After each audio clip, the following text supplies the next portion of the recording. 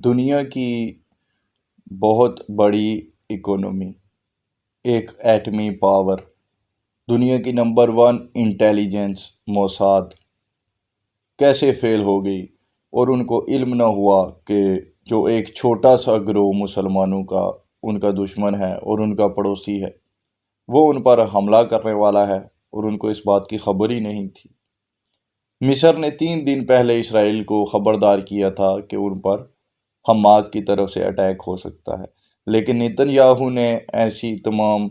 باتوں کو ریجیکٹ کر دیا کہ ایسا کوئی چانس نہیں بن رہا، کیسے ہو سکتا ہے۔ میری طرح بہت سارے لوگ اس بات پر کنونسڈ ہیں کہ یہ جو حملہ ہوا ہے حماس کی طرف سے، یہ اسرائیل کی مرضی سے ہوا ہے۔ ہمارے پاس اس رائے کے بہت سارے دلائل ہیں۔ پہلے تو جو وہاں کے موجودہ حالات ہیں ان کو میں آپ کے سامنے رکھوں گا کہ نتن یاہو کو اس میں کیا مفاد تھا اور اسرائیل کو اس میں کیا مفادات ہیں یا تھے، اور اس کے بعد میں آپ کو یہ جو زائنسٹ ہیں ان کا ریلیجیس پوائنٹ آف ویو بھی بتاؤں گا اس ویڈیو میں۔ تو یہ ویڈیو تھوڑی لمبی ہوگی، میری درخواست رہے گی کہ آخر تک ضرور سنیے گا۔ تو پہلے تو موجودہ حالات کی بات کر لیتے ہیں۔ تو نتن یاہو کی جو حکومت ہے اس کو پہلے بھی 2 بار تحریک عدم اعتماد کے ذریعے وزیر اعظم کی کرسی سے ہٹایا گیا تھا۔ اس بندے پر بہت سارے کرپشن کیسز موجود ہیں اور یہ اسرائیل کی جو اسٹیبلشمنٹ ہے اس کے ہاتھوں مجبور ہے، اگر یہ ان کی مرضی سے ایک قدم بھی چلتا ہے تو یہ کرپشن کیسز میں اندر ہو جاتا، اور جب اس کو اتنے سارے کرپشن کیسز کے باوجود ملک میں اس کے خلاف بہت زیادہ ووٹنگ تھی، لوگ اس کے خلاف تھے، اس کے باوجود اس کو واپس وزیر اعظم کی کرسی پر بٹھایا گیا تھا، تو تب بھی یہ بات بڑی ہی واضح تھی کہ اس سے کچھ کام لیے جائیں گے۔ ایسا کیسے ہو سکتا ہے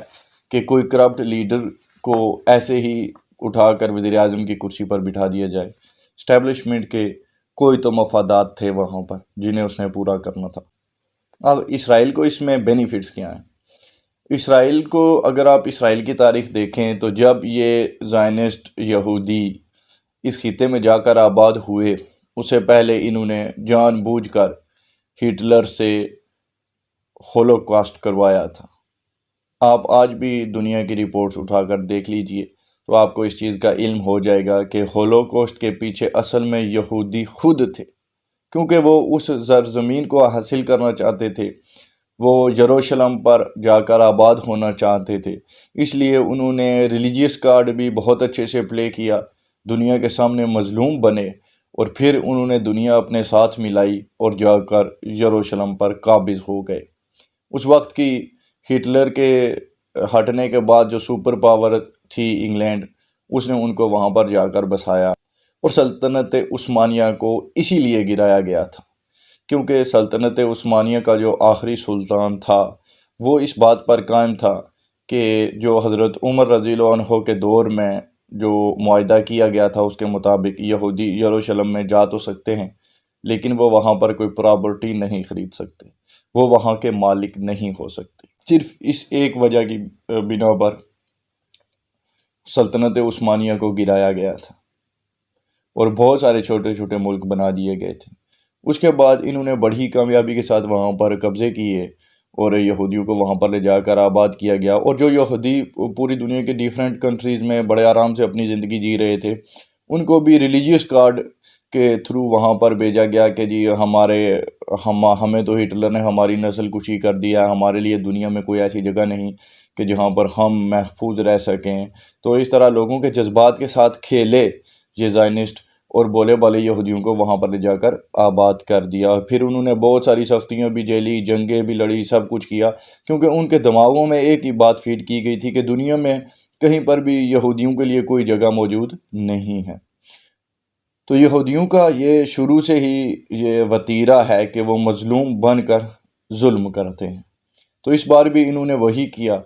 کہ ابھی جتنی بھی یہ اسرائیل کے اندر آپ دیکھ رہے ہیں حماس کی کارروائیاں، وہ ان کی اپنی مرضی سے ہو رہی ہیں، ورنہ ان کے پاس آئرن ڈوم تھا، وہ کدھر چلا گیا؟ جب اتنے زیادہ راکٹس گرائے حماس نے وہاں پر، تو ان کا آئرن ڈوم کس طرح سے فیل ہو سکتا ہے؟ جبکہ انہوں نے دنیا میں بہت سارے ممالک کو وہ بیچا ہوا بھی ہے،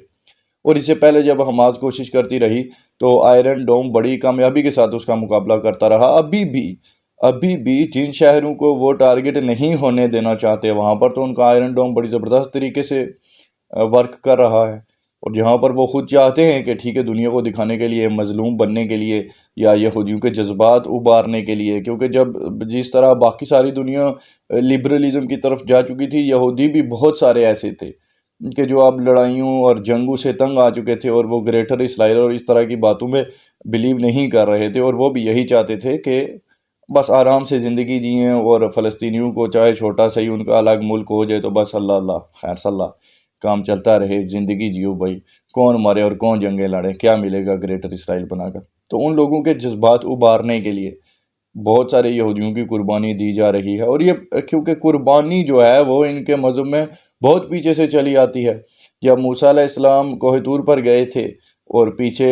اس سامری جادوگر نے بچھڑے کو جو ہے وہ خدا بنوا دیا تھا ان سے، اور اس کی عبادت شروع کر دی تھی انہوں نے، تو تب اللہ نے حکم دیا تھا کہ جن لوگوں نے یہ کفر کیا ہے ان کی قربانی دی جائے۔ تو وہاں سے ان کے اندر یہ بات موجود ہے کہ کچھ بھی اچھا کرنے کے لیے آپ کو قربانی دینی پڑے گی۔ تو قربانی کا سلسلہ ان کا وہاں سے شروع ہوا انسانوں کی، اور یہ ابھی تک انسانوں کی قربانیاں دیتے آئے ہیں اپنے مقاصد کو حل کرنے کے لیے۔ تو نیتن یاہو کو اپنی حکومت بھی بچانی تھی اور تھرڈ ٹیمپل کی طرف بھی جانا تھا، اور یہ تمام معاملات تبھی ہو سکتے ہیں جب مسلمان حماس جو غزہ ہے اس کو حماس چھوڑ کر چلی جائے اور مسلمان غزہ کے ایریا کو چھوڑ دیں، جبکہ مسلمان تو وہاں پر ڈٹے ہوئے تھے، وہ تو کسی طور پر بھی جانے کے لیے تیار نہیں تھے۔ تو وہاں پر ان کی عورتیں تھیں، بچے تھے، تو دنیا کو کس طرح سے کنوینس کیا جاتا کہ اتنی ساری شہادتیں جب انہوں نے کرنی تھی وہاں پر مسلمانوں کی، تو اس کے لیے کوئی نہ کوئی ان کے پاس پھر کوئی جواز تو ہونا چاہیے تھا۔ تو انہوں نے ایک بڑا زبردست قسم کا جواز اب بنایا ہے، جان بوجھ کر اپنے فوجی گرفتار کروا دیے، کچھ مروا دیے، اور اب ان کے پاس ایک اچھا بیانیہ موجود ہے، مغرب اور امریکہ پوری دنیا ان کے ساتھ کھڑی ہے کہ جی یہودیوں پر بڑے ظلم ہو رہے ہیں اور یہ مظلوم بن کر ظلم کیے جا رہے ہیں۔ اس وقت آپ غزہ کی حالت اگر دیکھیں تو وہاں کے بہت سارے ایریا جو ہے وہ نیست و نابود کر دیے گئے ہیں۔ وہاں پر اسی طرح لگتا ہے کہ کوئی 10 پوائنٹ سم تھنگ کا کوئی زلزلہ آ گیا ہو، کہ کوئی عمارت نہیں بچی، کوئی گھر نہیں بچا، کوئی خاندان نہیں بچا، پورے کے پورے خاندان شہید کیے جا چکے ہیں جن کا نام و نشان تک باقی نہیں رہا۔ تو ہمارے جذباتی مسلمان 2-3 دنوں تک بہت ہی جذبات میں تھے اور بہت اپریشیٹ کر رہے تھے ان کارروائیوں کو، لیکن ہم جیسا اگر کوئی بولتا تھا کہ یار اب تو آپ نے گریٹر اسرائیل کے راستے کھول دیے ہیں، اب تو آپ نے ان کے ظلم کرنے کی جو کوئی بھی حد نہ بچے گی، اس کے لیے ان کو ایک کارڈ دے دیا ہے جس کے ساتھ یہ پلے کریں گے۔ لیکن ہمارے لوگ بدقسمتی کے ساتھ اتنے جذباتی ہوتے کہ وہ معاملات کو کبھی بھی سمجھنے کی طرف جاتے ہی نہیں۔ اب ذرا بات کر رہے تھے کہ حماس کو ایران نے پش اپ کیا یا ان کی مدد کی، تو وہ کیوں کی؟ ایران میں بھی جو ہیں وہ تقریباً 4 ملین کے قریب یہودی رہتے ہیں ایران کے ایک شہر میں، وہ ایران کی پارلیمنٹ کا بھی حصہ ہیں، لیکن یہ باتیں عام لوگوں کو بتائی نہیں جاتی۔ اب اس پر اگر زیادہ بات ہم بھی کریں گے تو لوگ کہیں گے جی کہ وہ فرقہ واریت پھیلائی جا رہی ہے اور اس طرح کی باتیں شروع ہو جاتی ہیں، تو اس لیے بہت ساری چیزوں پہ زیادہ نہیں بولا جا سکتا، لیکن اشاروں کنایوں میں ہی بات کی جاتی ہے۔ تو یہ تمام معاملات تھے جی ان کے، اور اب ریلیجیس پوائنٹ آف ویو جو ہے یہودیوں کا وہ بھی میں نے کافی زیادہ آپ کے سامنے رکھا ہے کہ کس طرح سے وہ مذہبی کارڈ کو بھی استعمال کرتے ہیں، اور ان کے مذہب میں بھی ایسا ہی لکھا ہوا ہے۔ ان کے ریبائز کی آپ کو تقریریں مل جائیں گی، اگر آپ گوگل سرچ بھی کر کے دیکھ لیجئے، کہ ان کا یہ ماننا ہے کہ جب ان کا جو مسیح آئے گا، حالانکہ وہ مسیحا تو ان کے آ چکے تھے حضرت عیسیٰ علیہ السلام، مگر انہوں نے ان کو نہیں مانا، اور ان کے بقول ابھی تک ان کا مسیح آنے والا ہے جس کو ہم اسلامک پرسپیکٹیو سے دجال کہتے ہیں۔ تو جو ان کا مسیح ہے وہ تب آئے گا جب دنیا میں بہت ساری جنگیں لگی ہوئی ہوں گی، جب وہ تھرڈ ٹیمپل بنا لیں گے، وہاں پر اس کے لیے انہوں نے کرسی لگائی ہوگی، تو ان کا مسیح وہاں پر آ کر اس کرسی پر بیٹھ کر، جو کہ حضرت سلمان علیہ السلام کی چیئر تھی، حضرت سلمان علیہ السلام کا جو باکس ہے، جو صندوق ہے، وہ ادھر پڑا ہوگا، اور تب اس صندوق کی امانتیں اس کے سامنے ہوں گی، پھر وہ وہاں پر آ کر بیٹھے گا اور پوری دنیا پہ رول کرے گا۔ تو جو یہ یہودی ہیں یہ بہت زیادہ مذہب پرست ہوتے ہیں۔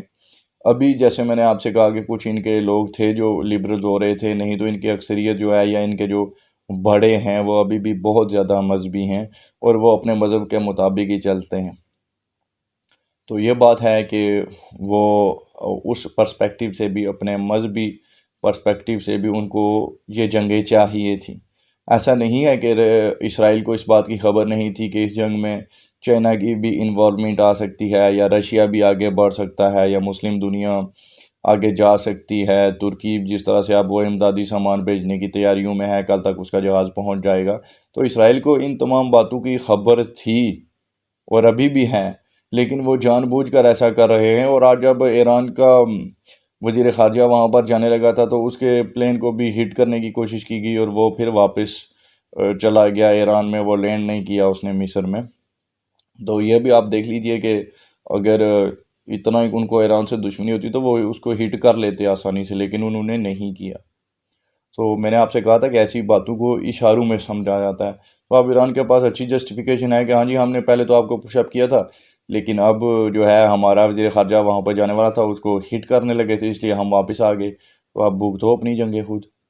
تو مطلب پیچھے سے پش کر دیا اور اب آرام سے بیٹھے ہیں خود۔ ابھی تک ایران پہ تو اسرائیل نے حملہ کیا نہیں، وہاں پہ لبنانی مر رہے ہیں اور حماس کے لوگ مر رہے ہیں، غزہ کی تباہی ہو رہی ہے۔ تو یہ بات ہوتی ہے ساری۔ تو یہ تھا جی تمام معاملہ۔ اب اسرائیلیوں کو جو ہے، جو ان کے کٹر یہودی ہیں، تو وہ World War III چاہتے ہیں، اور ان کو اس میں کوئی اتنی فکر کی بات نہیں ہے، کیونکہ وہ اپنے مذہب کی کتابوں کے اکارڈنگ ہی چل رہے ہیں۔ اور ان کا یہ ماننا ہے کہ جب دنیا میں جنگ لگی ہوگی، World War III کا سما ہوگا، تو تبھی یہ تمام معاملات آگے بڑھیں گے۔ انہوں نے یوکرین میں بھی جان بوجھ کر بہت سارے ویپنز دیے یوکرین کو، اور ہر قسم کی مدد کی تاکہ رشیا کسی طرح سے حماس کو پش کرے، یا جن مڈل ایسٹ کے ممالک میں رشیا کا اثر و رسوخ ہے وہ ان کو پش کرے کہ وہ اسرائیل کے خلاف جا کر لڑیں، کیونکہ وہ چاہتے تھے کہ World War III کسی طرح سے سٹارٹ ہو جائے، کیونکہ ان کے اکارڈنگ تبھی ان کی پھر جیت بھی ہوگی اور وہ پوری دنیا کو رول کریں گے وہاں سے۔ تو پوری دنیا کی ایک ہی گورنمنٹ بنانے کے لیے، پوری دنیا کو ایک اکانومی کے انڈر کرنے کے لیے World War III کا ہونا بہت ہی ضروری تھا، اور وہ اسی پہ عمل پیرا ہیں۔ ان کو ہر چیز کی خبر ہے۔ اب وہاں پر ایمرجنسی گورنمنٹ بنائی جا رہی ہے اسرائیل کے اندر، جو کہ تمام فیصلے لے گی اپنی مرضی کے ساتھ۔ اپوزیشن کی کوئی اہمیت نہیں رہے گی، ان کے راستے کی تمام رکاوٹیں انہوں نے ختم کر لی ہیں، اور اب وہ اس جنگ کو جتنا چاہیں گے پھیلائیں گے۔ اور اس سے پہلے ان کی ضرور کوشش رہے گی کہ کچھ اور اسرائیل کے شہر جو ہیں وہ ڈیمیج ہو جائیں، تاکہ ان کے پاس ایک اچھا بہترین بیانیہ بنے۔ اور کچھ تو سچائی ہوتی ہے، اوپر سے آپ دیکھیں کہ اب سوشل میڈیاز پہ بھی جو کوئی بھی ان کے خلاف زیادہ ویڈیوز بنے گی یا کچھ ہوگا، وہ تمام چیزیں بین کرنا شروع کر دیں گے۔ جس طرح سے فیس بک پر آپ کچھ بھی اسرائیل کے خلاف نہیں لکھ سکتے، ویسے ہی دھیرے دھیرے تمام سوشل میڈیا پلیٹ فارمز پہ بھی ایسا ہی ہوگا، اور پھر وہ اپنی مرضی کا بیانیہ بنائیں گے اور دنیا کو دکھائیں گے کہ ان پہ بہت ظلم ہو رہے ہیں، ان کے بچے شہید ہو رہے ہیں، ان کی عورتیں شہید ہو رہی ہیں ان کے بقول۔ ہمارے بقول تو وہ پھر جہنم واصل ہی ہو رہے ہیں جی سارے، لیکن ان کی عورتوں اور بچوں کو کوئی بھی ٹچ نہیں کر رہا، مگر ان باتوں کو وہ چھپا رہے ہیں اور یہ بیانیہ بنا کر، اور اصل میں شہید ہمارے بچوں اور عورتوں کو غزہ میں کر رہے ہیں۔ تو یہ سارا معاملہ تھا جی اس کا۔ میں نے سوچا آپ کے سامنے جتنی انفارمیشن میرے پاس ہے، چاہے وہ ہمارا لبرل طبقہ ہے یا چاہے ہمارے مذہبی بھائی ہیں، میں نے کوشش کی کہ میں ان دونوں کو ہی تمام انفارمیشن دے پاؤں کہ اگر ہم ریلیجیس پرسپیکٹیو سے دیکھیں تو اس کے کیا معاملات بنتے ہیں، اور اگر ہم ریلیجن کو چھوڑ دیں، جس طرح سے کہ ہمارے جو